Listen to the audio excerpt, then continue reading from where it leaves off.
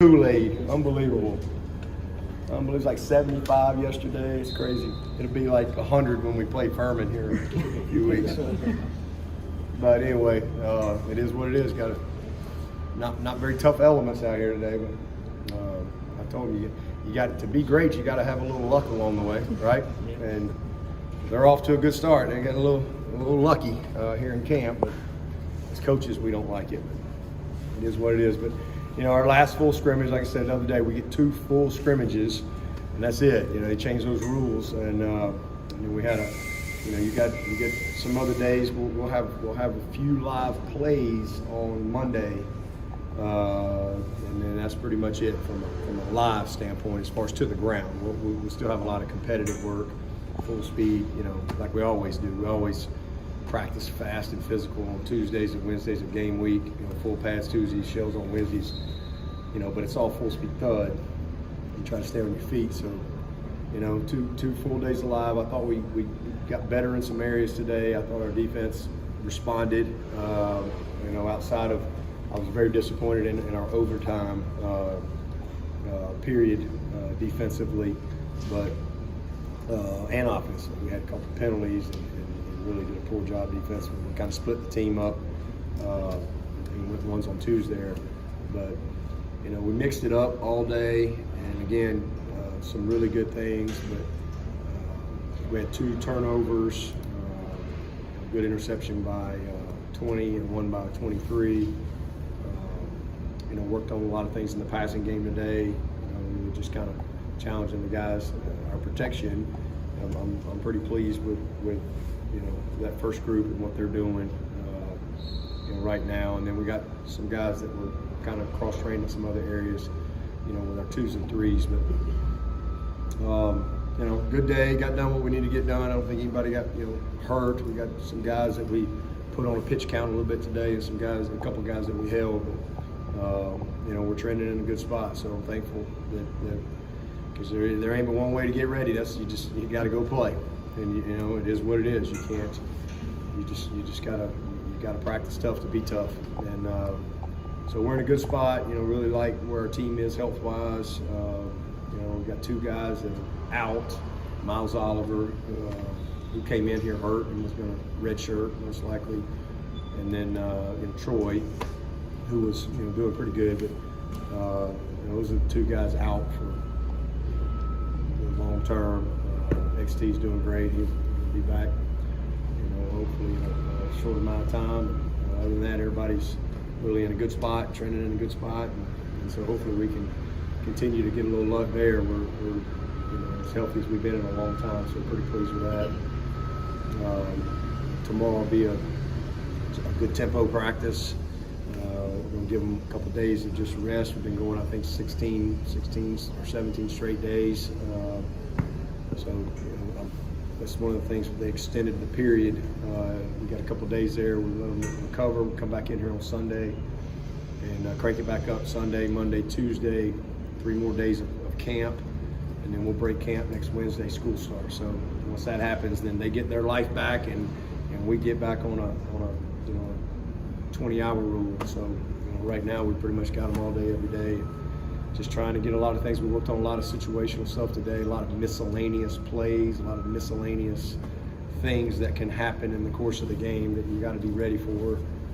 So we covered a lot of that, and you know, so good day from an installation standpoint as far as just getting through our checklist of all the things that we got to prepare them for that could happen in the course of the game, and then you know, once we get to next week, really, like I said, a little live on Monday, and then it's all, you know, game prep, you know, from there, and just getting them healthy, getting them fresh, getting the fatigue, you know, they're fatigued, getting the fatigue out of them, and really locking in on who's going to play, and, you know, getting in our scouts and all that stuff. You know, we're still repping 3 groups every day, so you know, that can create a little bit of you know, just a little more frustration than you normally have when you got a lot of guys that are repping. It's a little bit of a mixed bag there, but so we're in a good spot. We just gotta keep grinding. We got a ways to go. We got 2.5 weeks, and we're gonna need all of it. Why'd you have the guys running after practice? Did they do something wrong? They always run after practice. We always run. It's just we got a lot of position running that we do, so it's kind of stuff we track, from a conditioning standpoint. But we always run after practice. Some groups do, some groups don't. It really depends on the position group, and then you got your team stuff from time to time that we do. Feel good about the continuity there. And yeah.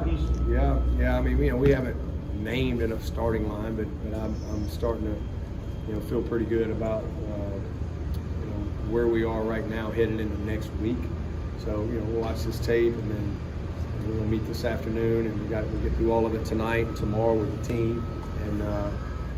And when they come back in here on Sunday, we're gonna start doing some really opponent prep.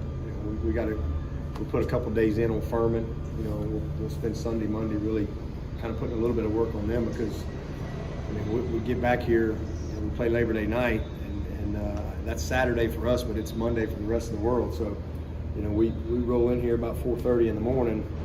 You wake up the next day, it's Tuesday, and you play against Saturday. So that's a really tough challenge. So we've done all of our preliminary work as coaches, but we need to really prepare the team and get a good foundation, so when we do come in on that Tuesday, they're not starting from ground zero. We need to have some type of foundation and working knowledge. So we'll spend some Sunday, Monday on Furman and on Clemson, kind of a combination of that, because it'll be double day on Monday, tough day.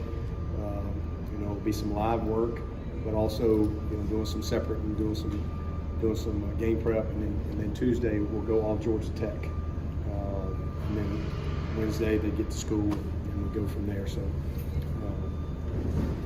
we're in a good spot. I can't remember what was yours. Oh, the line. Yeah. So I was going to tell you, we'll finalize our personnel once we watch this tape, and then we get back into our game prep mode Sunday.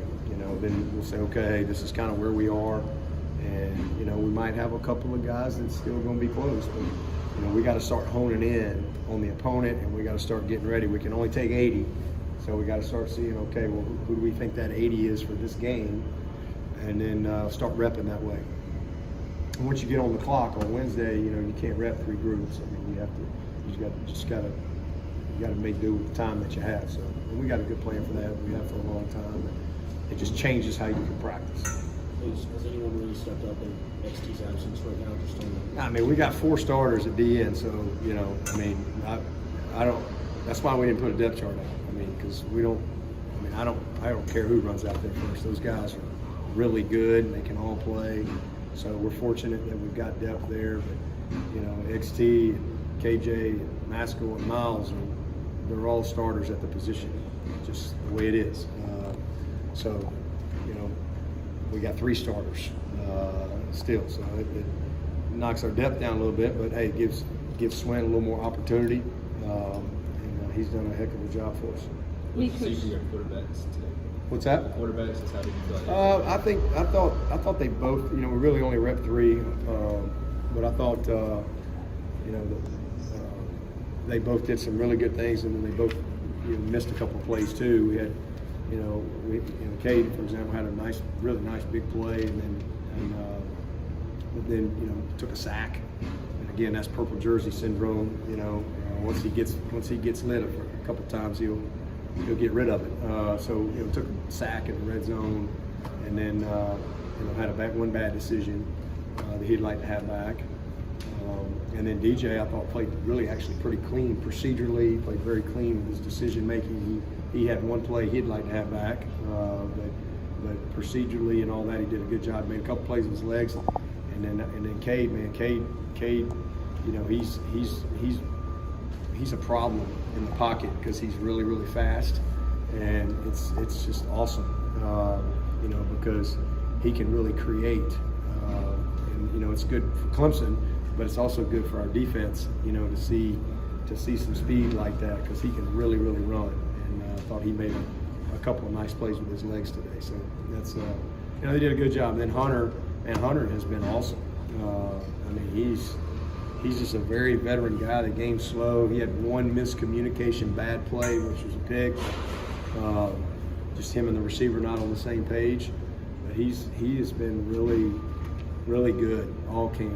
And so, man, I'm as I've told y'all many times, we've never had a quarterback room like this. This is top to bottom the best room we've had of guys who can go play and win. So I'm really excited about the group, and good competition. They challenge each other, make each other better every day. They've got good ownership of what we're doing. There's still a lot of things we need to continue these next 2.5 weeks to clean up, and then you got to go play. And kind of see where you are and what you got to do to move forward. What areas specifically have you noticed DJ's game progress? In the off season as you see him now, and this more game-like. Yeah, I'd say the biggest thing is just his creativity. I mean, he's made a lot of plays with his legs in camp. I've told him 3, 4, 5 times, wouldn't have made that play last year, because he's just moving so much better, lots of confidence. So that's the number one thing. He's really done a good job there. And then secondly, his leadership. I mean, he's just been awesome. He has been an awesome leader, not just for the offense, but for the team. He's incredibly well respected. He's worked really, really hard on his timing, his fundamentals, his rhythm. He's not taking sacks. The biggest thing last year, with him was he took too many sacks and turned the ball over.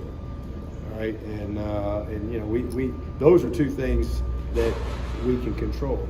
I mean, there was a lot of those things that on him that he could have controlled. You're going to have some misplays. You're going to have a tip ball. You're going to have guys drop a ball. Those are things that aren't necessarily always on him. Receiver runs the wrong route, whatever. But trying to do too much, taking sacks, holding the ball and then turning it over. Those are things we just can't have. And he's done a really, really good job. He's taking care of it. He's creating with his legs. He's not taking sacks, and he's just providing the type of leadership and fire that we need out there.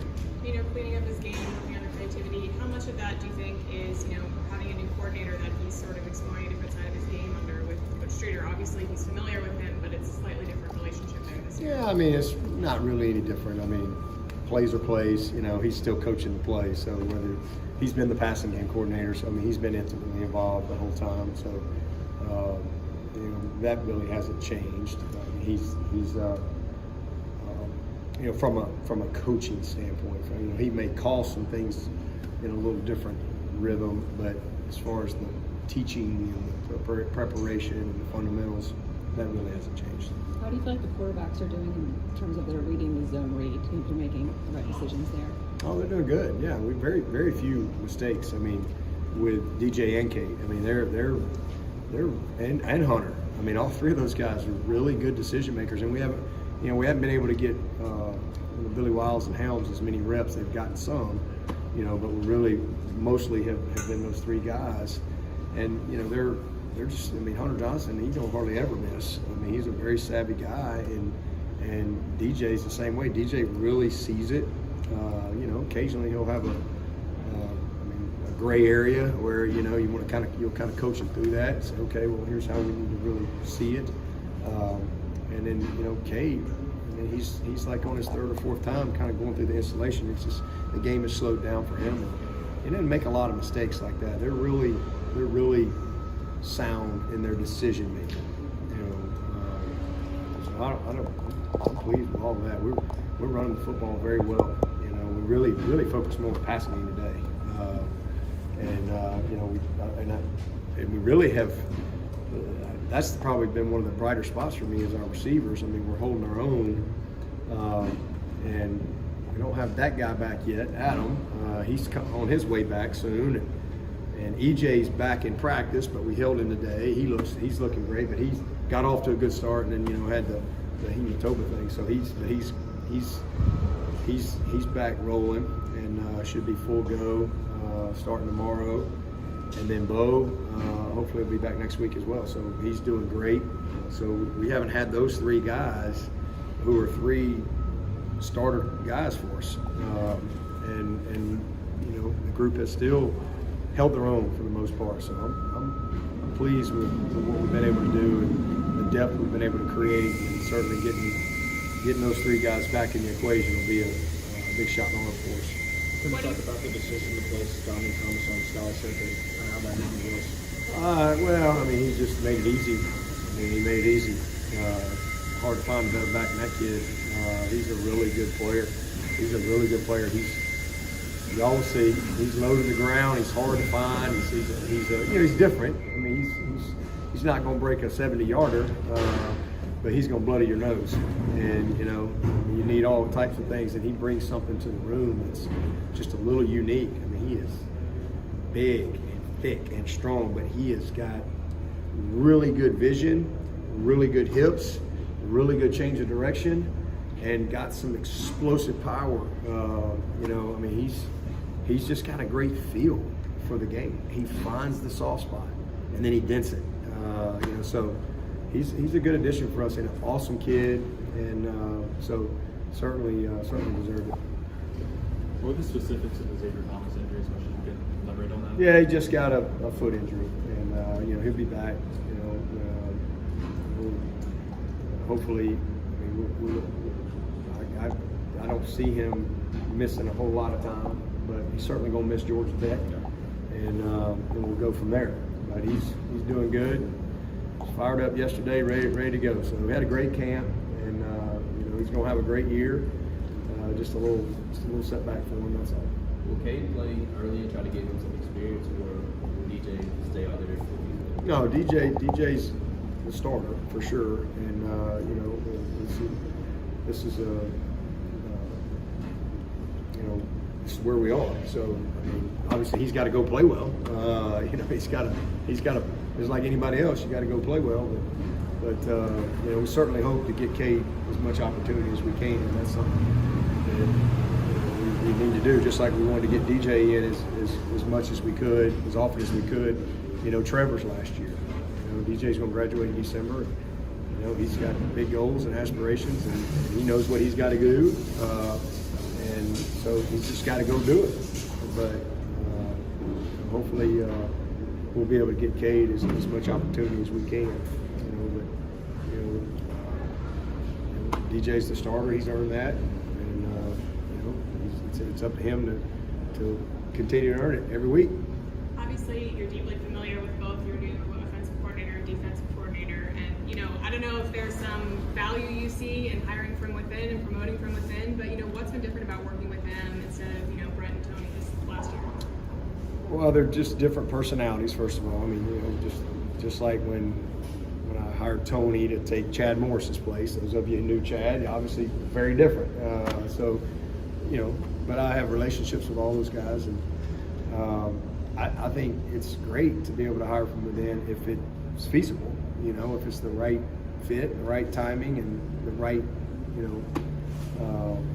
need, and that's the case that we had here. So Streeter, we're lucky Streeter's still here. I mean, he's turned down a bunch of jobs. He's turned down SEC coordinator jobs. He turned one down last year, and he's turned down NFL jobs. And he loves it here. He played here, and he knew Tony would eventually would get an opportunity, and he really wanted to be the coordinator here. And but that's why we promoted him and made him passing game coordinator, and he's did a great job in that role. He coached Deshaun 2 years. He coached Trevor all 3 years. Recruited him. Recruited DJ. Recruited Cade. I mean, he's done a phenomenal job. So he deserved it. And so it's just that simple. And again, it's not always the case. When I hired Brent, I didn't have a guy at the time that I felt like was ready to do it. And so this particular time, 10 years later, I had a guy. And so, that's great when it works out that way. But it's been fun. Those guys have been awesome, and we've got a great staff. And but with Nick, even though he's brought him from the outside, I've never worked with Nick. But he's just awesome at what he does. It's just a bonus that he went to Clemson. And then same thing with Kyle. I hired Kyle to eventually get him on the field, and haven't ever had an opportunity really to get him on the field yet. So it worked out really good to be able to put him on the field as well. It's been fun to watch him, take that next step that he's been hoping for. What's been the progression of the tight end group from the start of fall camp to like these scrimmages? Yeah, they've been really good. I mean, Davis Allen he's just a solid oak tree, man. I mean, steady. I mean, he's a pro. I mean, he's the epitome of a pro. I mean, how he handles himself, his commitment, his toughness. I mean, everything about it. So I'm really pleased with him. Brenny's been awesome. This has been by far the best patch of Brenny that we've had. He's the best Brenny stool that he's been since he got here. Last year he was like a dang 2-year-old lab running around out there, crazy, and just wide open, 100 miles an hour, super talented, and then had to get bigger, had to get stronger, had a lot to learn, and then did some good things. I thought he finished well in the spring, and I think he carried that momentum into the summer. But he's had a really good camp. I mean, he's a really talented player, and he's done some really good things. So I feel great. Sage is kind of the same, man. As Dave, just very steady, tough, gritty. It's a good group. And then, nobody ever talks about Luke Price, but Luke Price has really made himself a good player. I mean, he's a guy that, man, it's short yardage and goal line. You want Luke Price in the game. I mean, he brings a lot of grit and toughness and incredible football IQ. I mean, this guy really, really knows the game and has worked really hard on all the aspects of playing tight end. So it's a good group. And then I'm gonna tell you, Josh Sapp, man, we hit a home run getting that kid. We're lucky to have him. He is a really good player. He's made a play every day, and he had a touchdown today to start the scrimmage off. So, he's just a probably a lot like his dad was. Just a diverse, savvy guy. You really study Josh Sapp. He's played everything from quarterback to tight end to receiver to running back to DN to linebacker. He's played a lot of things in his career, and he's a really good basketball player. So he's just a big athlete. This kid's 240 pounds and really soft hands, and he's hard to tackle. He's still learning, but it's a good group. It's a really good group, and I think they're poised to have a really good year for us. Tyler Venables was talking yesterday about the emotional pull of your dad's at Oklahoma. What you want to say at Clemson? I mean, did you have an idea of how hard that decision was going to be for him, and what does it say about him? I mean, I thought it was. I'm sure it was hard. I thought he was going to go. I mean, I just kind of assumed. He and his dad are close, and I say, what are you going to do? And he's like, well, I'm staying. And I'm like, well, awesome. So I just I didn't want to assume anything, but I thought emotionally probably it would be. But Brent was even more excited, that he was staying, because Brent knows what we have here, and he knows the structure, and they're trying to get that and trying to build that, but you don't do that overnight. And he knows the people in our building and just what all he's exposed to. But plus he's T-Bone has got a lot of friends on this team. It's a really close team, a close group of guys, and man, he's probably been the most productive guy. I think he had 39 production points in the first scrimmage, and then showed up again today. I mean, he's just really playing well for us. It's good to see him healthy and flying around, and so yeah. I mean, I just assumed maybe that he might be gone just simply because of the emotional situation there, but no, he said, I'm staying. I said, I'm glad. And Jake's here. Jake's there. Jake's a student coach for us, so really glad Jake's here too. He's been the most productive safety. Yeah, production points. Yeah, And been really, really good. With the receiver, with Bo and EJ out, anyone that stepped up in particular that caught you out of it? I've been really pleased. I think Speck led us today in catches. He's had a really good camp. It's been awesome to see him be so consistent, practice every day. It's been a long time. I mean, he's just every day Just keep showing up. Dakari had a nice big play today. Dakari and Bo have a lot of starting experience for us. I'm excited about Cole Turner. Really excited about him. I mean, he's going to be a really good player. Antonio's going to help us. I mean, he made a nice big play today. Will Taylor is just gets better every single day. Somebody's asking about Will Taylor today, comparing him to Renfro, and I'm like, well, Renfro spent all fall as a walk-on scout teamer working on his craft, and then he spent all spring. And Will Taylor didn't get any of that. He didn't get a fall. He didn't get a spring, and so he's literally like a true freshman out there. But every day he gets better. And so it's just that we got a really good group, man. I mean, I'm super proud of them. And EJ, good to see him. We didn't scrimmage him today, but good to see him back out there yesterday, running around full speed. I mean, he's a really, really special talent. But Joe's been great. I mean, he ain't missed anything. He hadn't missed a rep. I think he had, maybe a day right there where he just kind of came down and hit his head, and they just held him. He's been awesome. He's been an excellent leader for us. It's a good group that, again, as I said, have held their own. Without Bo, without EJ, and without Adam. So we're trending in a good spot there.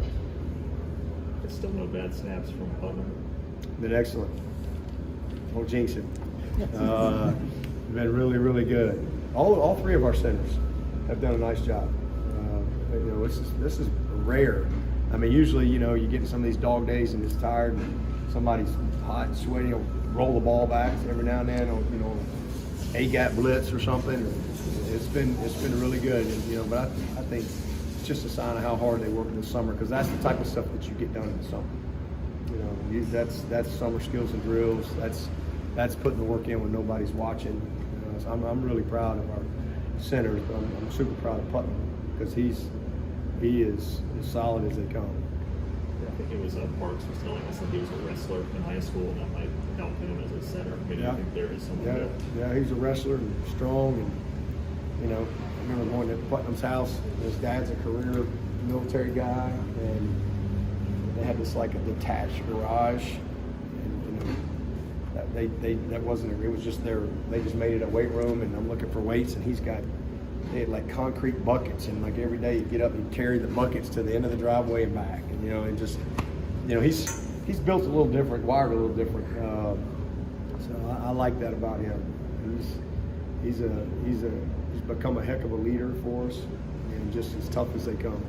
I think Coach Streeter said pre-snap intensity you wanted to see that improvement from the first group. Yeah, it was better with our first group. Again, we're repping a lot of people, and so sometimes, and then we had a few guys on some pitch counts, and so then you get some mixed people in there as far as continuity wise, and you can get off a little bit, but.